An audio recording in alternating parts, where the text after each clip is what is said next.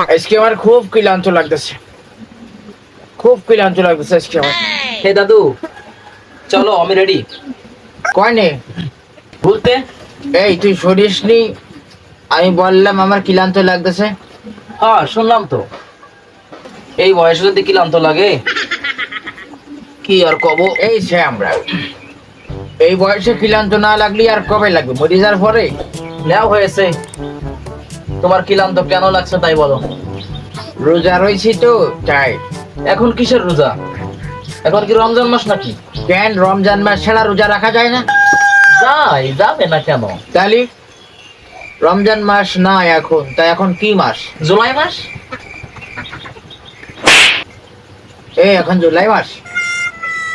তা মারছো কেন? ভুল করি কেন? আমি কি ইংরেজি মাসের কথা শুনেছি তোর কাছে? ও তাহলে আষাঢ় মাস।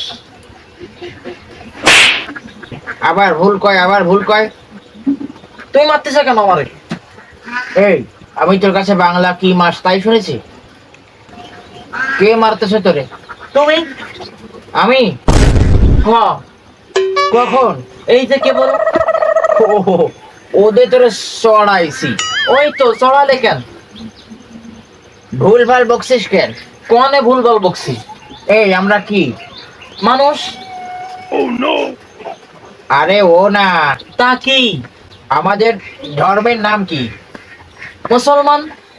ओ भाई मारो मुझे मारो मारो मुझे मारो मारो এই আমাদের ধর্মের নাম মুসলমান। তা কি? তা কি? হ্যাঁ তুমি বলো। ইসলাম। ইসলাম আমাদের ধর্মের নাম ইসলাম। শকুন ঋষিদের কিছু না করে নিয়ে এবার মনে পড়েছে। পড়বে তো। এবার বল, ইসলাম ধর্মের ভিতরে যে উৎসবগুলো হয় সেই উৎসবগুলো কোন মাস ফলো করে পালন করা হয়? আরবি মাস। তাহলে আমরা ইসলাম ধর্মের অনুসারী হিসেবে আমাদের কোন ক্যালেন্ডার ফলো করা উচিত? আরবি। তা করিস? না কেন করিস না? দাদা আর মেরে না, আর মেরে না। ওদের ছেলের কিছু না কইনি। এবার শোন, কোনো কথা কবি না, বুঝেছিস? ইংরেজিতে যেরকম 12টি মাস আছে, বাংলায় যেরকম 12টি মাস আছে, আরবিতেও এরকম 12টি মাস আছে। আর এখন চলছে হচ্ছে আরবি মাসের মহরম মাস। আরবি মাসে যে 12টি মাস আছে তার ভিতরে সব থেকে শ্রেষ্ঠ মাস হচ্ছে রমজান মাস। আর সেই রমজান মাস ছাড়াও এই 12টি মাসের ভিতরে 4টি মাস আছে সম্মানিত মাস, যেমন জিলকদ, জিলহজ, মহরম আর একটা হচ্ছে রজব। তাই এই 3টা মাসের ভিতরে, এই 4টা মাসের ভিতরে গুরুত্বপূর্ণ মাস হচ্ছে মহরম মাস।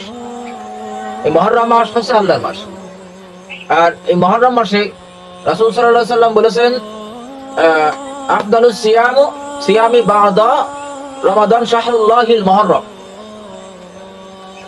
এর অর্থ হচ্ছে যে নফল রোজা রাখার জন্য রমজান মাস ব্যতীত নফল রোজা মানে রোজা রাখার উত্তম মাস যদি কোনোটা হয় সেটা হচ্ছে মুহররম মাস। রাসূল সাল্লাল্লাহু আলাইহি সাল্লাম এই কথা বলেছেন সহিহ মুসলিমের হাদিসে। এখন কথা হচ্ছে রাসূল সাল্লাল্লাহু আলাইহি সাল্লাম বলেছেন কিন্তু তিনি করতে পারেন না এই কথা।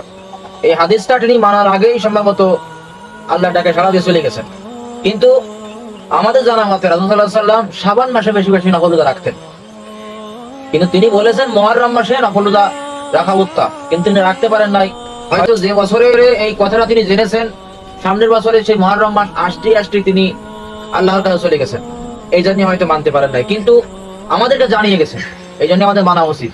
এই যে আমি রোজা রয়েছি, মুহররম মাসে নফল রোজা রয়েছে, বুঝতে পারিস? কথা কয় না কেন?